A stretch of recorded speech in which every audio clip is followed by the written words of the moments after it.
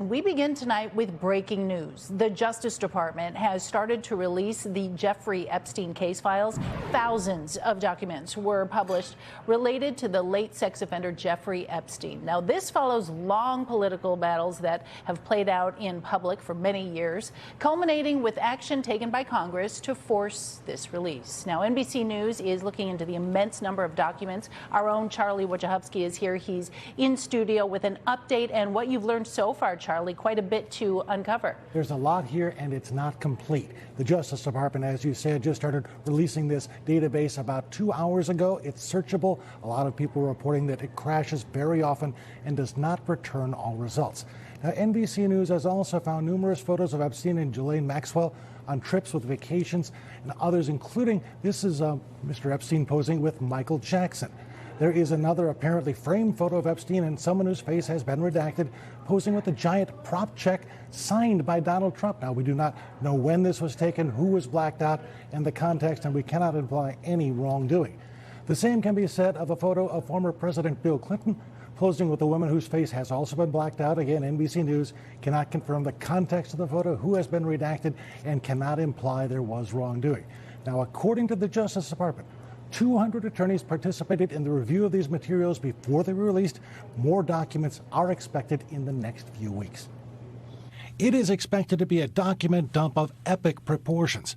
More than 300 gigabytes of information tied to convicted sex offender Jeffrey Epstein, ordered released today by the Department of Justice under the Epstein Files Transparency Act.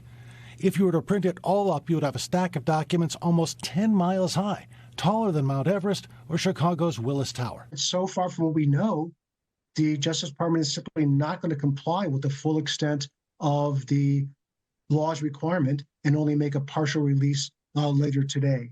And then it'll be up to Congress to decide how to respond. Kent College of Law professor Harold Krent is the author of a book on presidential powers. He says Congress could move toward the impeachment of President Trump if all the documents are not released, but that's unlikely. Instead, he says, they could withhold funding or approvals. They could take lesser steps. For instance, there are about, I think, 15 U.S. attorneys' nominations pending before the Senate. And the Senate could simply say, we're not going to act on any of these nominations until you comply with the law and release all of the Epstein files. Already, thousands of pages have been made public, including 60 photos yesterday from the Epstein estate released by the House Oversight Committee. We've been covering up the files, and now that they're being forced to put everything out, I am hopeful. We should caution that just because you're in an email or your picture is taken with Jeffrey Epstein at a party does not mean that you were complicit in any kind of criminal behavior. And context will be the key to understanding these documents. NBC has its own team of reporters and researchers going over what is in this batch of Epstein files. Deputy U.S. Attorney Todd Blanche has said more files are coming.